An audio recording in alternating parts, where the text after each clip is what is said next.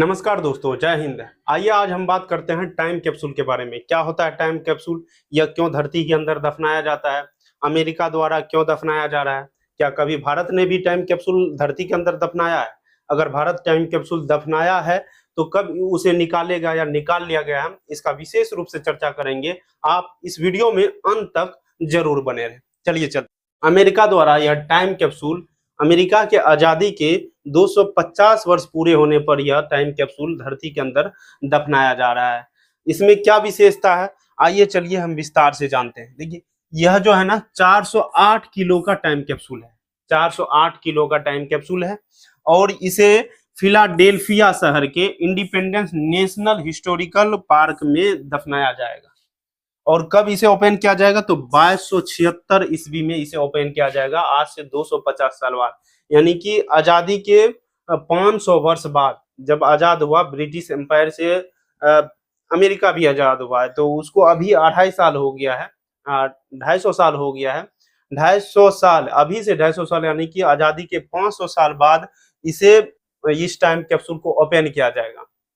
इसे कितना धरती के अंदर दफनाया जा रहा है? तो 10 फीट नीचे धरती के अंदर इसे दबाया जा रहा है। चलिए विशेष रूप से चर्चा करते हैं। यह टाइम कैप्सूल, क्या इसमें कोई वस्तु रखा होता है तो क्या सड़ नहीं सकता है? किस तरह से बना होता है यह टाइम कैप्सूल? क्यों नहीं इसके अंदर सड़ सकता है? आइए हम विस्तार से चर्चा करते हैं। देखिए, टाइम कैप्सूल के बारे में हम विशेष जानते हैं।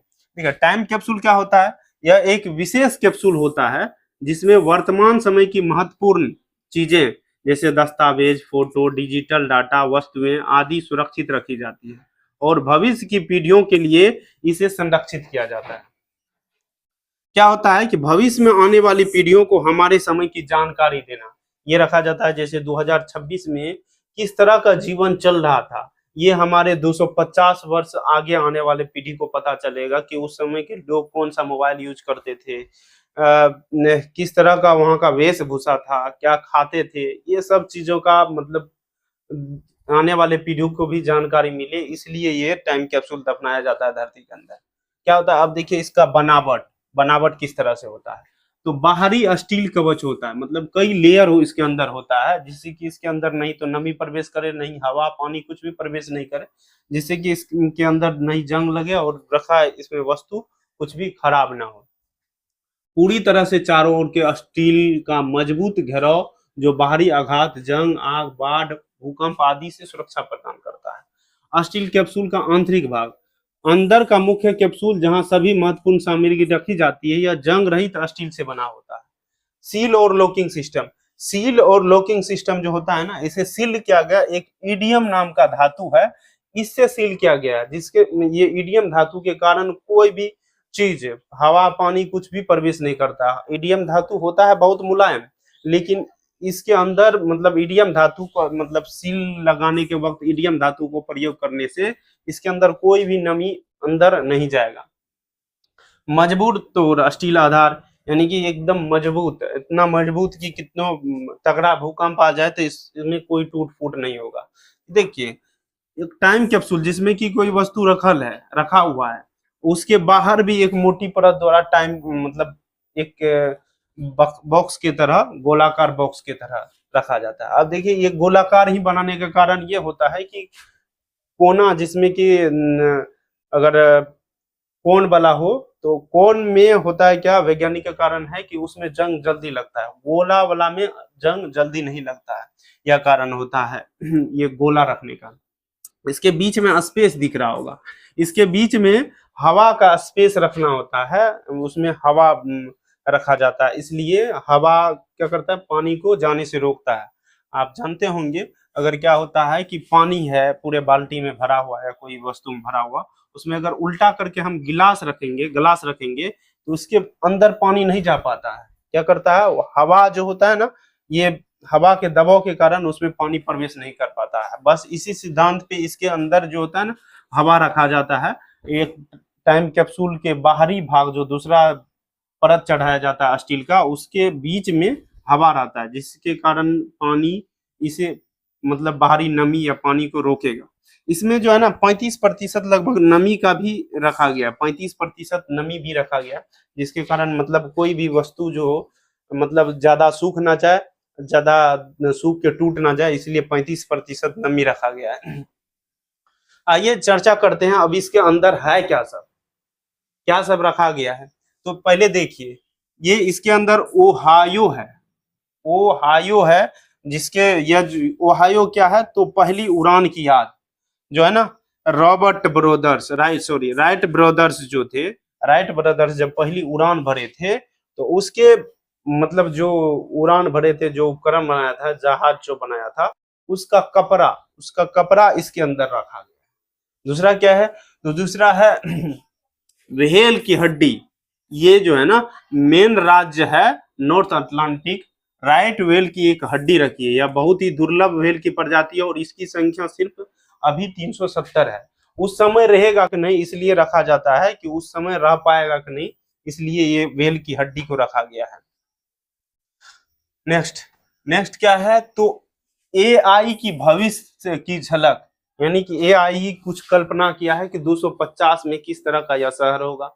उस समय के लोग अगर इसे खोल कर देखेंगे, इस टाइम कैप्सूल को खोल के देखेंगे, कि यानी कि 250 साल पहले, यानी कि हमारे पूर्वज जो थे ना, भविष्यवाणी कर दिया था कि हमारा देश दुनिया ऐसा होगा। एआई क्या भविष्यवाणी किया है, तो एआई की भविष्यवाणी के मुताबिक 2276 तक, यानी कि 2276 तक दुनिया कैसी होगी, तो 2276 तक कैलिफोर्निया से हाईवे जो होगा ना, वो खत्म हो जाएगा। कैलिफोर्निया से गिनने में ग्रिजली भालू लौट आएगा। कैलिफोर्निया, ऑरेगन, वाशिंगटन व ब्रिटिश कोलंबिया मिलकर पैसिफिक फेडरेशन नाम का एक अलग देश बना लेगा। पैसिफिक फेडरेशन नाम का एक अलग देश बना चुका होगा। ये एआई का अभी तक का भविष्यवाणी है, यानी कि ये अगर सार्थक हो जाता है, सही में इस तरह का हो जाता है, तो उस समय के लोग भी आश्चर्यचकित होंगे कि सचमुच में हमारे पूर्वज ही इस तरह का भविष्यवाणी कर चुके थे और यह ऐसा ही हुआ। आगे है क्या, विस्कोसिन जो कि मतलब जब इसका गृह युद्ध हो रहा था, अमेरिका का गृह युद्ध, उस समय ये 30 साल तक सेना के साथ रहा था। विस्कोसिन चील का पंख है, चील का पंख है, इसे विस्कोसिन चील का पंख है, वो टाइम कैप्सूल के अंदर भी दफनाया जा रहा है। ये 30 से ज्यादा लड़ाइयों में साथ रहा था। बॉल्ड ईगल आज का क्या है, अमेरिका का राष्ट्रीय पक्षी है। नेक्स्ट क्या है, तो मोन्टाना मोतियों से बनाई गई कलाकृति है। मोन्टाना नेक्रो हिडाट्सा और अरिकरा समुदाय की एक कलाकृति को बनाई गई है। यह मूर्तियों वाली कलाकृति भेजी है, ठीक है ना। यह 250 साल बाद लोग रोज राज्य की प्राकृतिक सुंदरता देखेंगे कि हाँ, किस तरह से उस समय के लोग क्या करते थे रह रहे थे। सांस्कृतिक विरासत को हिडाट्सा और अरिकरा समुदाय की समृद्ध सांस्कृतिक परंपरा को उस समय के लोग देख सकेंगे। अगला क्या है, तो अलास्का का नक्शा भेजा उस समय का, जिस समय का अलास्का रूस के नियंत्रण में था। जब रूस अलास्का को अमेरिका को भेजा, तो उस समय का नक्शा को भेजा है अलास्का भेजा है। ये 1867 में अमेरिका ने खरीदा था, अलास्का को रूस से खरीदा था। और क्या भेजा है, तो खाली जो है ना, खाली कोको कोला की बोतल भेजा है और एक आईफोन 17 फोन उसके अंदर डाला गया है। कोका कोला की खाली बोतल रखी गई है। यह 1971 में, इसके अंदर 1971 में मशहूर गीत I'd like to buy the world a coke, I'd like to buy the world a coke, ये उस समय की गीत भी उस शीशा में है। इस दुनिया में शांति, दोस्ती और एकता का संदेश दिया उस समय ये कोको कोला, मतलब वो अपने बोतल पे लिख के। और क्या है, मिशिगन का एक पत्थर है जो कि 35 करोड़ साल पुराना है, ये भी इसके अंदर रखा गया है। मिशिगन ने लगभग 35 करोड़ वर्ष पुराना पत्थर कैप्सूल में रखा है। तब पृथ्वी पर डायनासोर भी नहीं था, उस समय का यह पत्थर इसके अंदर रखा गया है। नेक्स्ट क्या है, तो देखिए, क्या भारत द्वारा भी कभी टाइम कैप्सूल दफनाया गया था, तो बिल्कुल हाँ, भारत द्वारा भी टाइम कैप्सूल दफनाया गया था, जिसका नाम था कालपत्र। तत्कालीन प्रधानमंत्री इंदिरा गांधी के समय में 1973 में भारत की आजादी के 25 साल पूरे होने पर तत्कालीन प्रधानमंत्री इंदिरा गांधी जो है ना, इस टाइम कैप्सूल को दफनाया था, जिसका नाम था कालपत्र। ये 1000 साल बाद खोलने की मतलब ये योजना थी, 1000 बाद साल खोजने की, 1000 साल बाद इसे खोलने की योजना थी। लेकिन क्या होता, इसमें रखा क्या होता उससे पहले जानते हैं। संविधान की प्रति था, संविधान आंदोलन और आजादी के बाद के भारत का विस्तृत इतिहास था, सरकारी दस्तावेज, उस दौर की अहम जानकारियां रखी गई थी इसके अंदर।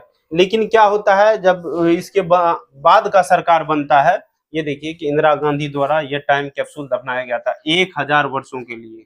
कितना वर्षों के लिए?